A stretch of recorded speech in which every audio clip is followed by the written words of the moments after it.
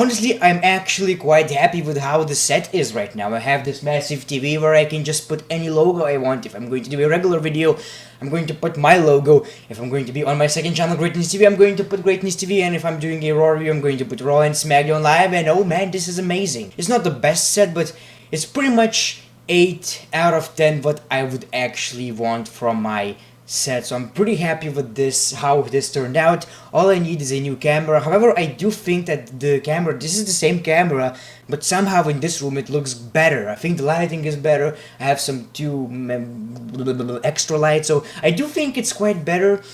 But I want to talk about something else right now. Also, if you guys want a room tour where I would show all the consoles, WWE stuff that I have, which I don't have any, but if you want to see anything I have, my bed where I sleep, pretty much all of my crap, let me know in the comments below and I might do a video about it. But I'm actually pretty happy with this TV and shit, so good stuff. Also, one of the things that actually pissed me off now, here's the thing about the channel right now. It's doing better than ever before. And by that I mean, of course the views are not as good as it was like a year ago, but it's getting so much better, man.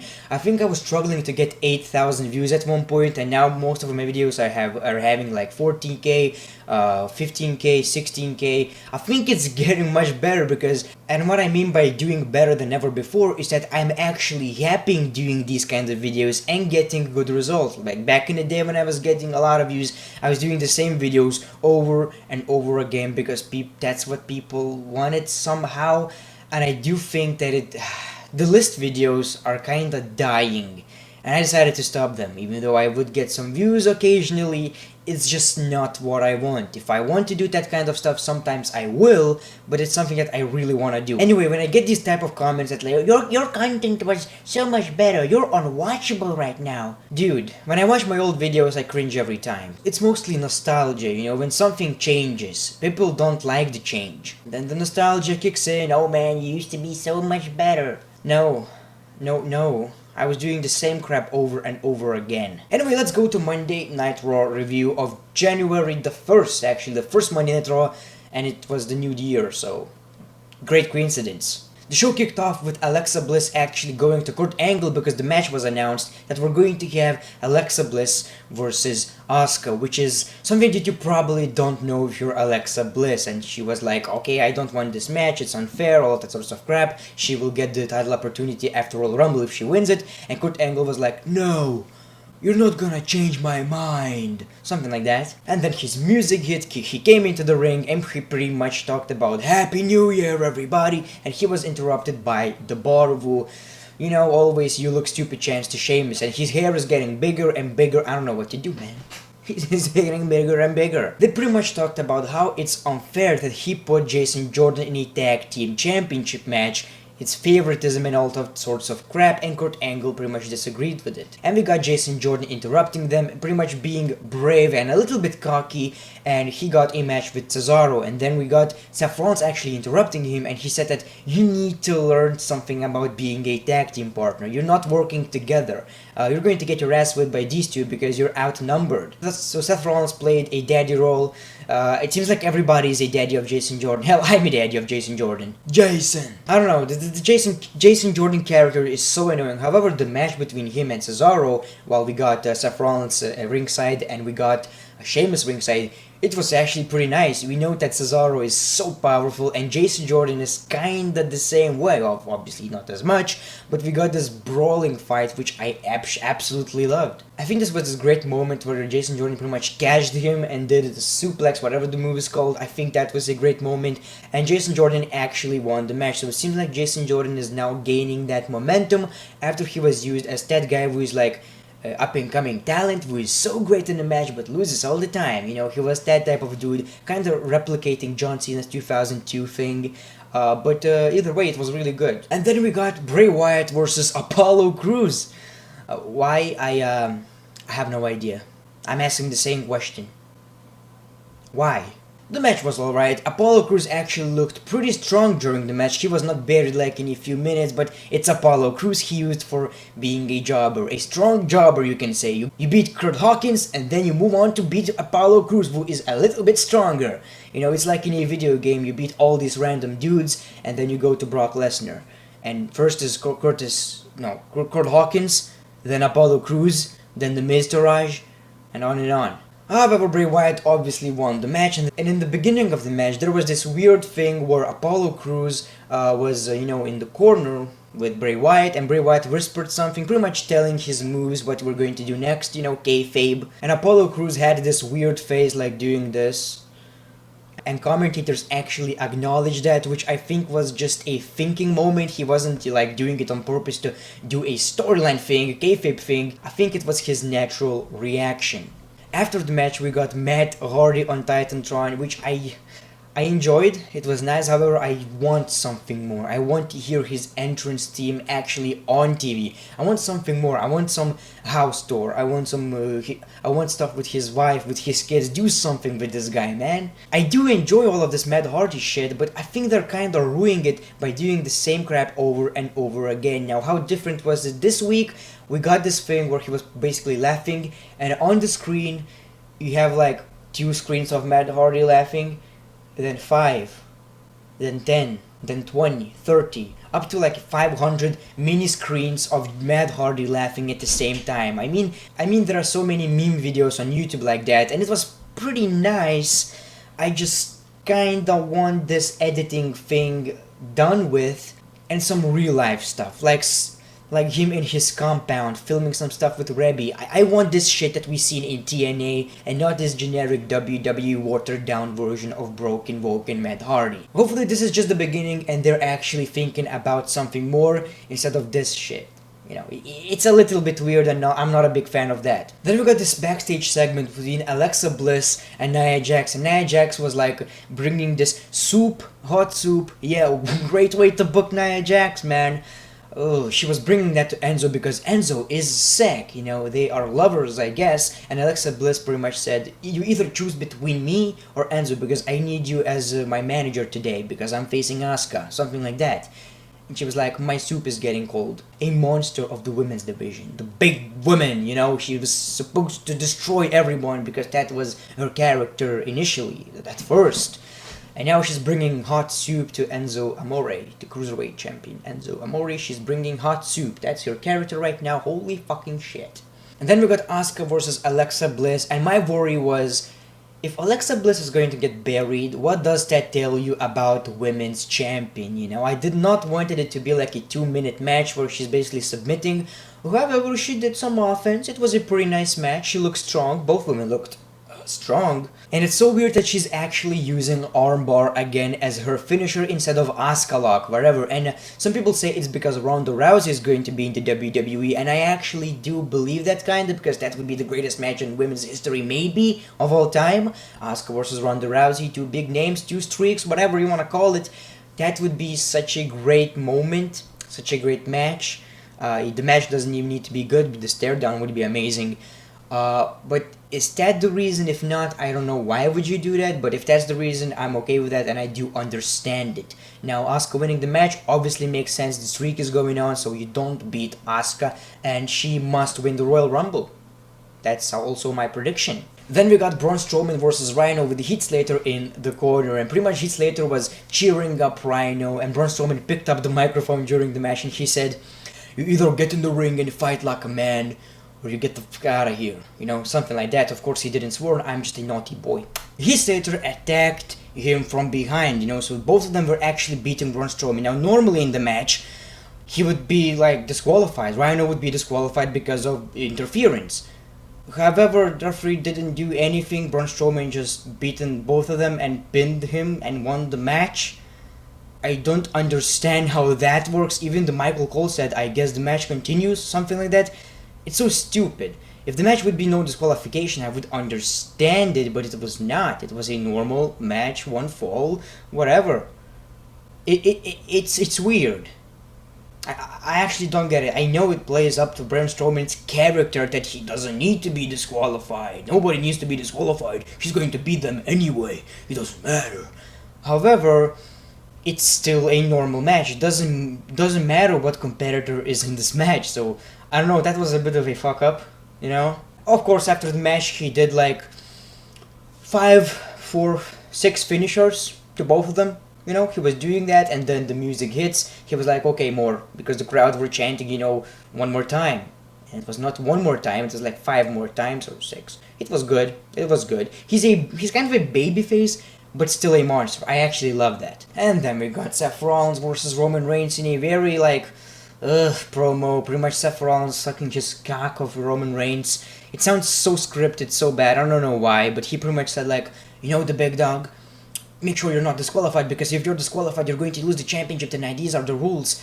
And Jason Jordan interferes. A crowd boos again. Man, they don't like Jason Jordan. He's like, if something happens, I will be here to help.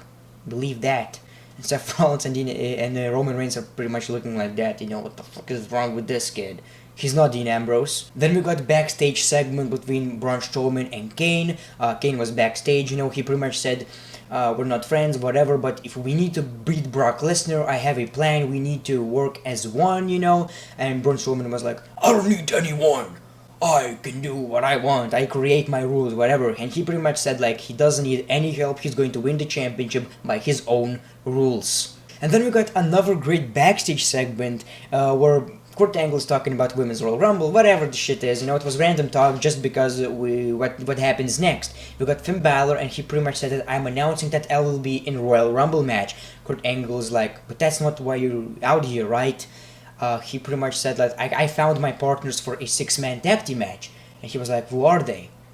He was like, actually these guys, and it was actually the club. And if you don't know the history, they were the Bullet Club in New Japan Pro Wrestling. We have different leaders of the Bullet Club. AJ Styles was at one point, Finn Balor was at one point, so we got this reunion, which is actually amazing because we got a face turn or a heel turn. I'm not quite sure where this is going to lead. We will get back to that later, but because that will be in another part of the show. Then we got the Intercontinental Championship between Samoa Joe and Roman Reigns. Of course, it was not a squash match. It was a great match made. However, I do not agree with the fact that Samoa Joe lost clean. I don't agree with that at all. Like, Samoa Joe was supposed to be this monster of WWE. Samoa guy was beating all the crap out of everyone, but it seems like lately he lost against Lesnar, he lost against Reigns, fair and square, and I don't agree with that at all. I think it kinda, it's weird. I do think that eventually he should win the title from Roman Reigns. He must. Because at WrestleMania, I don't want to see Intercontinental Champion versus Universal Champion. Wow, this is so great. It needs to have a separate match. I don't agree with that at all. It's just terrible. However, the match was obviously awesome. There were these moments where he pretty much nearly got disqualified because he was played by Samoa Joe, like pretty much with steel steps, by pushing referee, because it was actually Samoa Joe who pushed Roman Reigns into a referee. Something like that happened. And there was this thing where they used this disqualification thing, but at the end of the day, wins with a spear, and actually Roman Reigns kicked out of Samoa Joe's finisher, so that's kind of also very bad. It is what it is, though. Hopefully he will win the championship at Royal Rumble or somewhere down the line. It needs to happen. Then we got Drew Gulak and Daivari versus Alexander and Goldust. I mean, who gives a shit? I don't know. Cedric Alexander and Goldust won. I have no idea why is Goldust in that division. I'm just missing some. I don't know. Then we got Elias in the ring, pretty much saying that I have two great musicians in my left and right, Curtis Axel and Bo Dallas, and they pretty much sang so terribly, I think on purpose, obviously, and the crowd booed, and he was like, okay guys, I'm going to take it from here myself. He sang about how Miami sucks, how The Rock sucks, pretty much all of that sorts of crap, and he was interrupted by the club, and Finn Balor. And it seems like the club is acting like baby faces, Luke Gallows and Carl Anderson, they are acting like such baby faces, and they didn't say anything, but it's just pretty obvious by the movements, by how they're pandering to the crowd. It seems like they're such big baby faces. However, I do not agree with the fact that the Bullet Club is a babyface group. I think eventually it will be a heel group. I think it was just a war for one night only to have fans cheering for them because everybody loves the club. So it was that moment where they're baby faces because Finn Balor is a babyface. I think eventually it will, go to a heel turn, obviously. So I think Finn Balor's heel turn is just around the corner, and I'm pretty happy about that. I mean, this guy is not doing anything as a face. There are several guys who need to turn heel, But if you have to choose, of course you're not going to turn everybody heel. I would choose Finn Balor, I think. Not from everybody, but he will be right here in the top 4.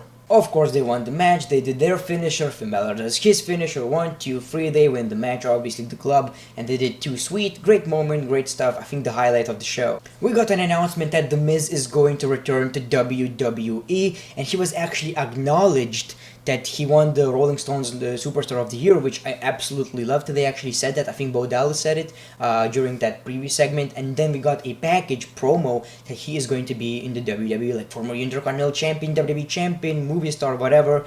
And it was pretty nice. I think he is going to be great in 2018. If he doesn't win the Universal Championship, I will be disappointed. This man deserves it all, man. If he was the WWE Champion when he was not that good back in 2010, in 2018, he must be WWE Champion. I just realized it was 8 years ago. Man, time flies. Then we got Brock Lesnar in the ring, and he kinda looks good, man. I love when Brock Lesnar is with his hair, you know, and a goatee, or beard, whatever. It looks good. He looks more of a badass. Just don't open your mouth. John Cena. You know, he has this baby voice like me, so I don't want to hear him talk. I don't want to hear myself talk. However, Paul Heyman cut an amazing promo, a great promo, pretty much bearing his opponents, saying that he's not afraid of any monster or whatever. And he also said what I like, that Kane is not the devil's favorite demon. I spoke to the devil himself, and it's Brock Lesnar, and he pretty much said something in different language, maybe devil's language. I don't know what that was, but it was unbelievable. He smacked the microphone, I'm talking about Paul Heyman, and they were interrupted by Kane. Kane does a choke slam, and he said, "Who's the favorite demon's devil, blah," something like that. But Brock Lesnar, he pretty much stands up like that. You know this thing that Kane does and the Undertaker does, he pretty much sits down, you know? That was great. I don't know if that's reference to The Undertaker, probably just to Kane, but I do think Undertaker was the first guy who did it anyway, doesn't matter. I still kinda smell the return of The Undertaker at the Royal Rumble, perhaps. There was this botch during the segment where Brock Lesnar was about to go out of the ring, he was like in the middle of the ropes, and he came back like knowing that Kane's music will be hit. And it was late, the pyro went late, and he pretty much came back into the ring, and then the music started. So it was a fuck up, you know, by WWE production team. It was really bad, it looked terrible. WWE announcers did not acknowledge that, of course, but it was too late. I think it was supposed to be like 2 or 3 seconds, you know, earlier, but it failed, whatever. We got a bunch of guys trying to separate them, you know, pretty much jobbers, Kurt Hawkins and Goldust, whatever. Most of the guys, the Miz, Taraj, and that's how the show ends, with Brock Lesnar actually, you know, putting his title in the air and saying that I'm the Universal Champion and he's not afraid of anyone. I don't know.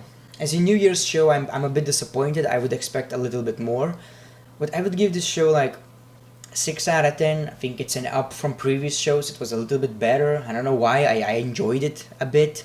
It was something different. It was not a good show, but I enjoy it. So I'm going to rate it on my own experiences. I will give this 6 out of 10. It's very generous, because you gotta acknowledge the fact that it's going to be Royal Rumble and it's not like 1 week away, so you gotta think about that one, and there is no like pay-per-view in between, so you can't really make a great show. If it would be the last show of the month before Royal Rumble, I would give it like 3 out of 10, because you know you need to pump up people. But because it's a filler show, I will give it 6 out of 10. Let me know in the comments below what do you think about the show. Is this... Yes, it's still on. You see that TV screen? It says Raw. Great. Let me know your ratings in the comments below. Thank you for watching this video. Make sure to follow me on Twitter. I need a lot of followers, man. I don't have them. Make sure to subscribe to my second channel, Greatness TV. The link is in the description. Make sure to follow me on Instagram. The real link is in the description. There are so many more, but I don't have that much followers. The fake ones have more than me. What's wrong with that? Make sure to follow me. The great one. Peace, love, and hugs. It's been a pleasure.